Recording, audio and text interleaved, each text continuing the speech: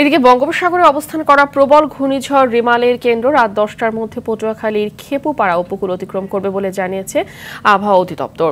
ক্ষয়ক্ষতি কমাতে 8 লাখেরও বেশি উপকূলবাসীকে আশ্রয়কেন্দ্রে নেওয়ার কথা জানিয়েছে দুর্যোগ ব্যবস্থাপনা ও ত্রাণমন্ত্রী। স্বরাষ্ট্রমন্ত্রী বলেছেন, ঘূর্ণিঝড় পরবর্তী নিরাপত্তা নিশ্চিতে সব ধরনের ব্যবস্থা নেওয়া হয়েছে। খান আলামিনের রিপোর্টে থাকছে বিস্তারিত। সময় যতই গড়াচ্ছে প্রবল ঘূর্ণিঝড় রেমালের কেন্দ্র ততই এগিয়ে আসছে উপকূলের দিকে।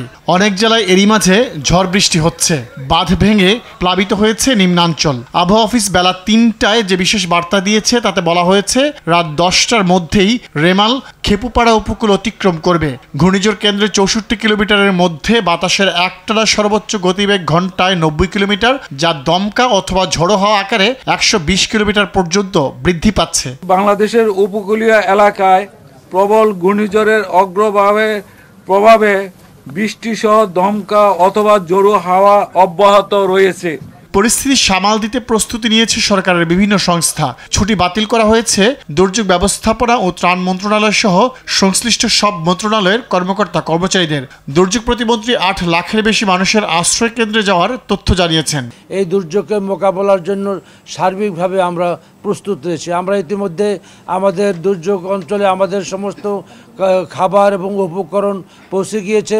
স্বরাষ্ট্রমন্ত্রী সজাগ রয়েছেন নিরাপত্তা ব্যবস্থা নিয়ে। বলেছেন, কন্ট্রোল রুম চালুর পাশাপাশি ঘূর্ণিঝড় পরবর্তী নিরাপত্তা নিশ্চিতে সব ধরনের ব্যবস্থা নেওয়া হয়েছে। ঘূর্ণিঝড়কালীন কিংবা পরবর্তী সময় লুটপাট নিয়ন্ত্রণে আইনশৃঙ্খলা বাহিনী প্রস্তুত আছেন তাৎক্ষণিকভাবে, কিন্তু তার পরবর্তীভাবে জায়গায় যাতে এই চুরি ডাকাতিগুলি না হয় তার জন্য আমাদের নিরাপত্তা বাহিনী, আমাদের পুলিশ, আমাদের র্যাব প্রস্তুত রয়েছে। ফায়ার সার্ভিস ও সিভিল ডিফেন্স কেন্দ্রীয় পর্যায়ে মনিটরিং সেল গঠন করেছে।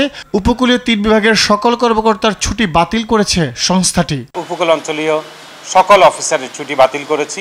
উপকূলীয় অঞ্চলে যেখানে যেখানে আমাদের অফিসার শর্টেজ আছে সেই অফিসারগুলোকে আমরা অন্যান্য ডিভিশন থেকে নিয়ে আপাতত কাজ করার জন্য, জনগণের সাথে কাজ করার জন্য প্রস্তুতি গ্রহণ করেছি। খান আলামিন, RTV, ঢাকা।